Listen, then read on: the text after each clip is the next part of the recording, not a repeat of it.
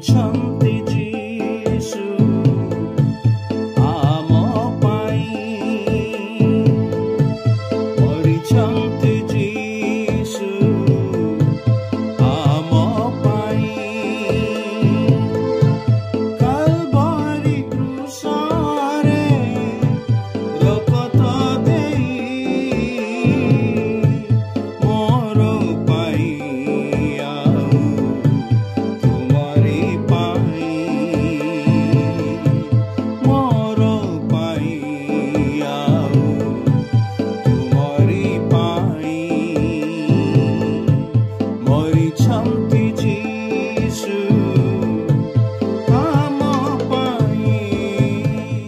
প্রিয় শ্রোতা বন্ধু, প্রভু শ্রীখ্রিস্টଙ୍କ ପ୍ରେମମୟ ନାମରେ ଆପଣଙ୍କୁ ଶୁଭେଚ୍ଛା। ପବିତ୍ର ବାଇବଲର ଗୀତ ସଂହିତା ପୁସ୍ତକ 32 ଗୀତର 6ଠ ପଦରେ ଆମେ ଏହିପରି ପାଠ କରୁଅଛୁ। ଏଥିପାଇଁ ତୁମ୍ଭର ଉଦ୍ଦେଶ୍ୟ ପାଇପାରିବା ସମୟରେ ପ୍ରତ୍ୟେକ ସଦ୍ଭକ୍ତ ଲୋକ ତୁମ୍ଭ ନିକଟରେ ପ୍ରାର୍ଥନା କରୁ। ନିଶ୍ଚୟ ମହାଜଳ ରାଶି ଉଛଳିବା ସମୟରେ ତାହା ନିକଟକୁ ଆସିବ ନାହିଁ। ନିନିବି ଏକ ମହାନଗର ଥିଲା, ମାତ୍ର ଈଶ୍ୱର ଦେଖିଲେ ଯେ ତାହାର ଦୁଷ୍ଟତା ଓ ଦୌରାତ୍ମ୍ୟ ଅତି ମାତ୍ରାରେ ବଢ଼ିଯାଇଛି। ସେହି ନଗରୀକୁ ବିନାଶ କରିବା ପାଇଁ ସେ ନିର୍ଣ୍ଣୟ ନେଲେ। କୌଣସି ଲୋକ ଯେତେ ବଡ଼ ପାପୀ ହେଉନା କାହିଁକି, ସେ ଯେତେ ବଡ଼ ଦୁଷ୍ଟ ହେଉନା କାହିଁକି, ଅନୁତାପ କରିବା ପାଇଁ ଈଶ୍ୱର ତାହାକୁ ସୁଯୋଗ ଦିଅନ୍ତି। ଜୋନାସ୍ ନାମକ ଭବିଷ୍ୟତ ବକ୍ତାଙ୍କ ଦ୍ୱାରା ଈଶ୍ୱର ସତର୍କବାଣୀ ପ୍ରଚାର କରାଇଲେ ଯେ 40 ଦିନ ଗତ ହେଲେ ନିନିବି ଉତ୍ପାଟିତ ହେବ। ଈଶ୍ୱରଙ୍କର ବାକ୍ୟରେ ଆମେ ପାଠ କରୁ ଯେ ନିନିବେର ଲୋକମାନେ ନିଜକୁ ନମ୍ର କଲେ, ଈଶ୍ୱରଙ୍କଠାରେ ବିଶ୍ୱାସ କଲେ, ସାନଠାରୁ ବଡ଼ ପର୍ଯ୍ୟନ୍ତ ଚଟ ବସ୍ତ୍ର ପିନ୍ଧି ଭସ୍ମରେ ବସିଲେ, ଖାଦ୍ୟପେୟ ପରିତ୍ୟାଗ କରି ଈଶ୍ୱରଙ୍କ ନିକଟରେ ଡାକ ପକାଇଲେ, ପ୍ରତ୍ୟେକେ ନିଜ ନିଜର ଦୁଷ୍ଟତା ଓ କୁପଥରୁ ଫେରିଲେ।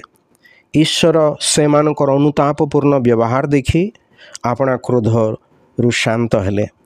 ପୁଣି ସେମାନଙ୍କ ଉପରେ ବିନାଶ ଘଟାଇଲେ ନାହିଁ, ଯେପରି ସେ କହିଥିଲେ। ଈଶ୍ୱରଙ୍କର ବାକ୍ୟ କହେ, ଯେ କେହି ପ୍ରଭୁଙ୍କ ନାମରେ ପ୍ରାର୍ଥନା କରିବା, ଅର୍ଥାତ୍ ଯେ କେହି ପ୍ରଭୁଙ୍କ ନାମ ଧରି ଡାକିବ, ସେ ପରିତ୍ରାଣ ପ୍ରାପ୍ତ ହେବ। ଈଶ୍ୱର ପାପକୁ ଘୃଣା କରନ୍ତି। ପାପର ବେତନ ମୃତ୍ୟୁ, ଅର୍ଥାତ୍ ଅନନ୍ତକାଳୀନ ଅଗ୍ନିମ ହ୍ରଦରେ ନିକ୍ଷିପ୍ତ ହେବା। ଯଦି ଆପଣ ଏଥିରୁ ରକ୍ଷା ପାଇବାକୁ ଚାହାନ୍ତି, ତେବେ ପ୍ରଭୁ ଶ୍ରୀଖ୍ରୀଷ୍ଟଙ୍କଠାରେ ଏବଂ ତାହାଙ୍କ ମୃତ୍ୟୁ ଓ ପୁନରୁତ୍ଥାନରେ ବିଶ୍ୱାସ କରି ଉଦ୍ଧାର ପାଇବାର ବିକଳ୍ପ ଆଜି ମଧ୍ୟ ଉପଲବ୍ଧ ଅଛି। ଏବେ ଅନୁଗ୍ରହର ସମୟ। ମନୁଷ୍ୟର ପ୍ରାଣ ଥିବା ଯାଏ, ଅର୍ଥାତ୍ ସେ ଜୀବିତ ଥିବା ଯାଏ ପାପରୁ ଫେରି ଅନୁତାପ କରିବାର ସମୟ ରହିଅଛି। ଆଜି ଆପଣଙ୍କୁ ଈଶ୍ୱରଙ୍କର ଏହି ବାର୍ତ୍ତା ଦିଆଯାଉଛି ଯେ ସମୟ ଥାଉ ଥାଉ ତାହାଙ୍କୁ ଅନ୍ୱେଷଣ କରନ୍ତୁ, ତାହାଙ୍କ ନିକଟରେ ପ୍ରାର୍ଥନା କରନ୍ତୁ, ତାହାଙ୍କୁ ଡାକ ପକାନ୍ତୁ। ଦୁଷ୍ଟ ଆପଣାର ପଥ ଓ ଧାର୍ମିକ ଆପଣାର ସଂକଳ୍ପ ପରିତ୍ୟାଗ କରୁ। ପୁଣି ସେ ସଦାପ୍ରଭୁଙ୍କ ପ୍ରତି ଫେରୁ, ତହିଁରେ ସେ ତାହାକୁ ଦୟା କରିବେ। ଆଉ ସେ ପରମେଶ୍ୱରଙ୍କ ପ୍ରତି ଫେରୁ, କାରଣ ସେ ବହୁଳ ରୂପରେ କ୍ଷମା କରିବେ। ଆପଣ କାହାର ଅପେକ୍ଷାରେ ଅଛନ୍ତି?